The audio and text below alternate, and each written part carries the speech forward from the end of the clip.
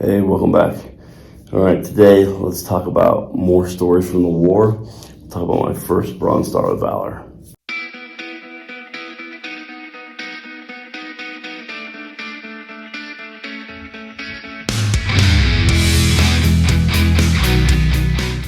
Okay, so this was right after the initial invasion.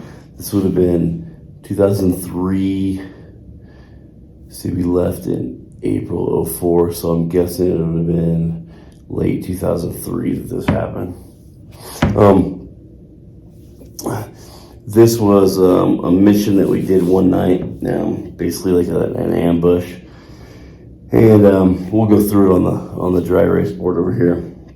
But how it came to be was after we got back, after we redeployed, we did this thing in Colorado where our platoon would, for PT, we would ruck up mountains, because I've got a lot of them here. And when we got to the top, the first like 5 guys got to the top, they would start a timer. And you had, I think it was like 20 minutes maybe, something like that. And after 20 minutes, we would take a group photo, and then we would leave. Well, if you didn't make it up there in those 20 minutes, you were not in the group photos. So there was a lot of dudes that they rucked up all those mountains, and they were never in one single picture because they weren't fast enough. So one day we were doing this, and whenever we got done, we would do it like once a week. And whenever we got done, we'd go like IHOP or something and have a big breakfast together. Well, this particular morning, we had a brand new lieutenant. He was the one that started doing all the rucks, and he was not in Iraq with us. We had the brand new lieutenant, and we were all eating there, and his cell phone rings, and he's like, "Oh shit, bro, we gotta go." I'm like, "What do you mean?" He's like, "We gotta go back to battalion, like right now." I'm thinking it's just me and him, a squad leader and a platoon leader. I'm thinking, oh man, something really bad happened. I'm either about to get my ass chewed, or one of my guys are getting their ass chewed, something like that. So we haul ass back to base. When we get there, he's like, "You need to change real quick and go to battalion." So luckily for me, I had a press uniform ready in the office. Threw that on, still disgusting, no shower, nothing. Probably stunk all the high hell. And ran inside battalion. Didn't know what was going on. I was still like even sweating and everything from the ruck. And so we go inside battalion, and there was in battalion, in their like conference room battalion, there was probably like 5 or 6 dudes, from a full bird colonel, our big brigade commander, brigade sergeant major, all the way down to my lieutenant. And I'm like, what the hell's going on, right? Like, what's going on? And it was like a private ceremony for me and one other dude. It was really weird. It was really odd. I had absolutely no idea this was going to happen. Obviously, neither did my PL. Our platoon sergeant did not go on the ruck with us. He's the one that called the PL, so he was the one like getting his ass chewed because we weren't there on time. Anyways, so I got that. Had no idea it was coming. Not really a big dude on like eye candy, so didn't really care that I got it. But I was glad that I was, I guess, recognized for whatever little part I had. All right, so 2004, during the initial invasion, we did not have a place to stay for quite a while, so we would bounce around the entire country, up to the Iranian border, all over. We actually met a bunch of like legit Bedouins, things like that. We finally settled in the Sunni Peninsula, not really close, but kind of close to, in between like Fallujah and Balad is where we were kind of set up in a school. There are a lot of stories from that school. But there's one particular place that we kept hearing about was the Fallujah pipeline. And what it was is this up here is a main road. I can't remember what route it is, but it's a main road, and it goes to Fallujah. And on one portion of this road, the gas pipe, or gas or oil or whatever it was, actually came out of the ground. There was like a little service area right here, so they could service the pipe if need be. People were coming there at night, and they were stealing gas and oil and stuff. So our mission was one night we were to set up an ambush, and anybody that came, we were going to kill them. You got to remember this is also '03. So in '03, it was a little different world. Literally, when we went there, it was, hey, every dude in an orange and white car, you need to kill them. They're bad guys. Okay, roger that. Then like 2 days later, hey, our bad. Those were taxis. Hey, you need to kill everybody in, a black man dressed on a motorcycle. Okay, roger that. Hey, our bad. Those were good guys. Like, we need to kill. It was on like that. So it was not, the intelligence was not there because we just didn't have it. So it is what it is. So this particular night, we set up for an ambush on this pipeline, and we planned on being there pretty much all night. We went in there right before dusk. We set up, so what we have here is a hardball road. We had some vehicles set up. This is obviously way down the road, but they were set up way down the road to catch anybody coming from Fallujah, stealing this, then trying to escape. These guys were kind of our cutoff area, so you can see that.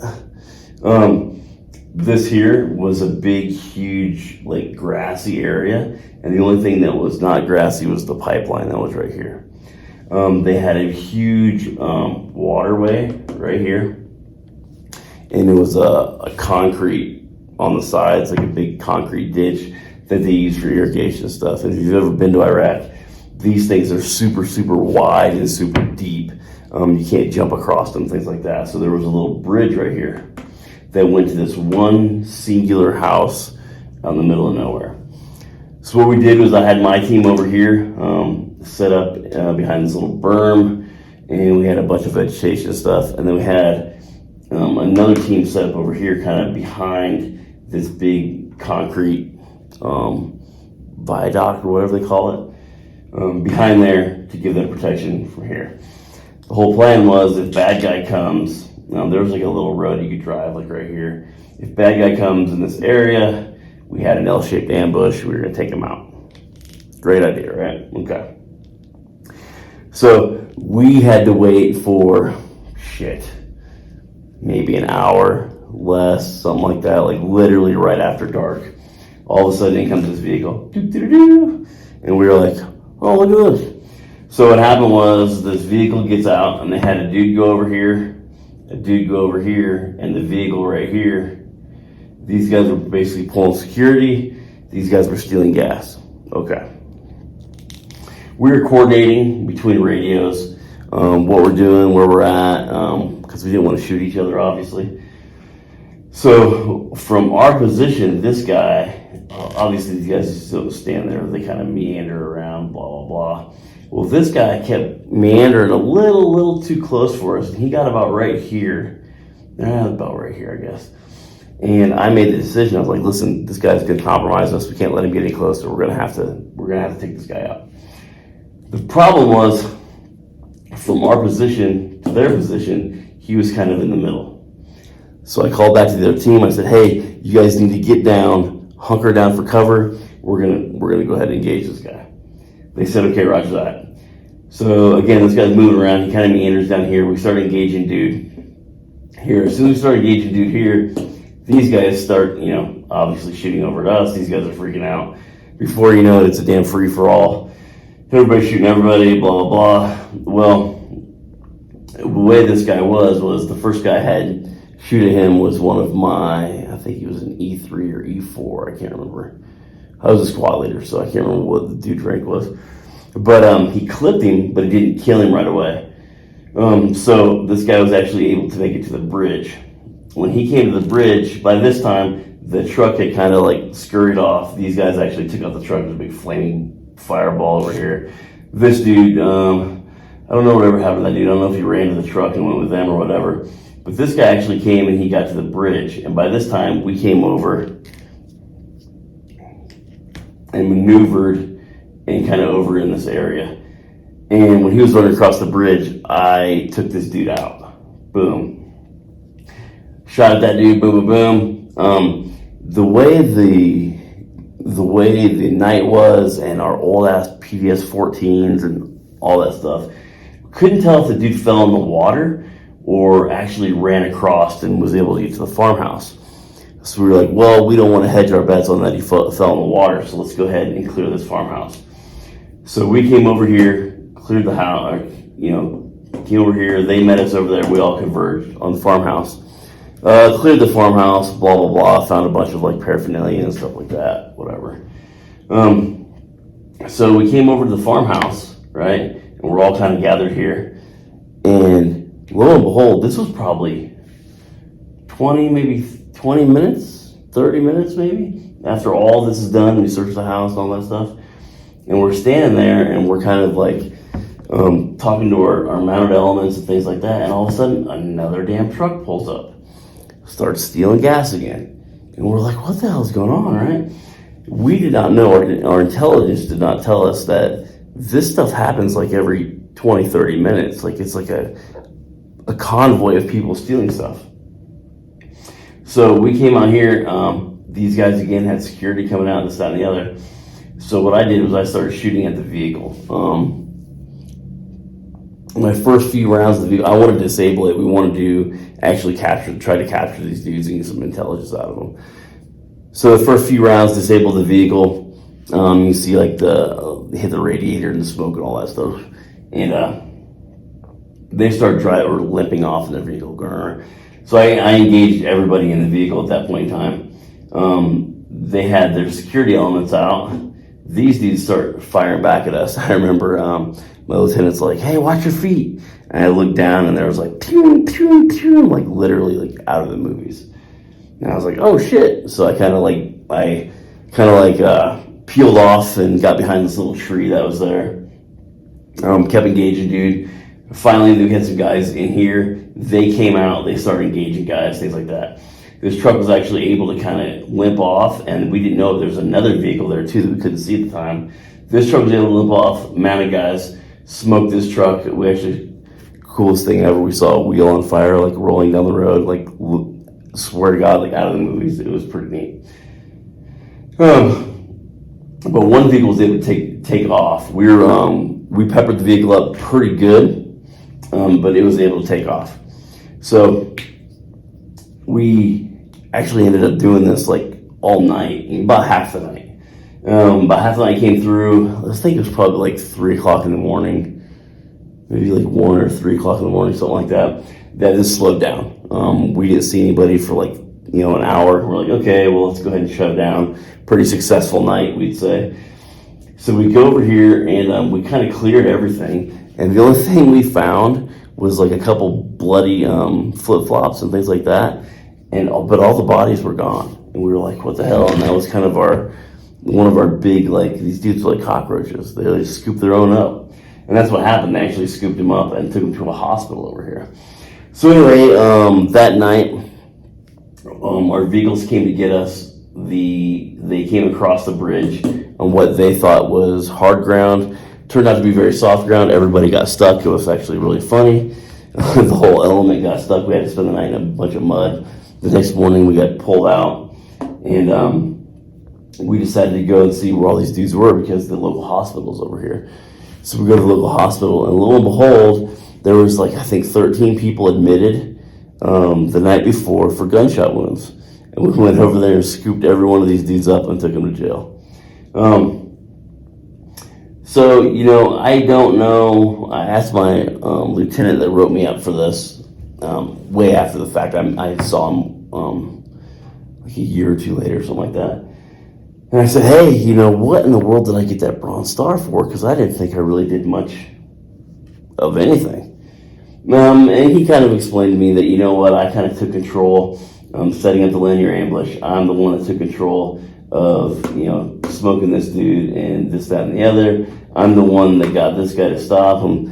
He went on and on and on. He was super impressed by the way I handled command and control of everything. Even though he was a lieutenant, he didn't really have to do anything. I also took charge of, after we smoked dudes, to go clear areas. Basic squad leader stuff. I did basic squad leader stuff, and they gave me a Bronze Star with Valor. I've never seen the write-up for it. I do not know where the Valor part came from, just being honest. I've never, I've seen people get silver stars just for showing up. So I never once thought that anything I ever did went above and beyond anything anybody else did. So, to me, I did not deserve either one of my Bronze Stars. I thought I did. If I deserved it, then so did everybody else in my squad on both deployments, because they did the same shit I did. I had more rank, I had a radio, I had a bigger voice, so I could yell at people more. Other than that, all my dudes, from both deployments, I was blessed, and I was able to bring all my guys home on both deployments, and we went through a lot more stories. We went through a lot of stuff, but nobody on this operation got hurt at all. Like I said, we confirmed that we wounded 13, and we confirmed after the fact that we killed like 5 or 6. Operation-wise, it was a really good operation, but I just don't think I did much to earn a Bronze Star with Valor. Just to be honest, maybe somebody liked me out there. Maybe I was a friend of somebody and they wrote off on it. Who knows? But that's another story from Tales from the War. If you like these, let me know. I have literally 1,000 more. So let me know what's going on, and I'll keep them coming. All right, guys? Later.